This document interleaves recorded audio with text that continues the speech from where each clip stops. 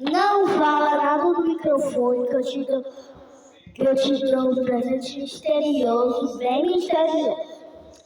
Seu nome, sua idade, cor de seus olhos, seus cabelos, cor da sua franja. Você não tem franja? Nem menino? E qual é a cor? Um pouquinho de cor do seu cabelo? Nada ou nada. Então, cor do seu pé. Cor dos seus brinquedos. E o último, cor da sua roupa.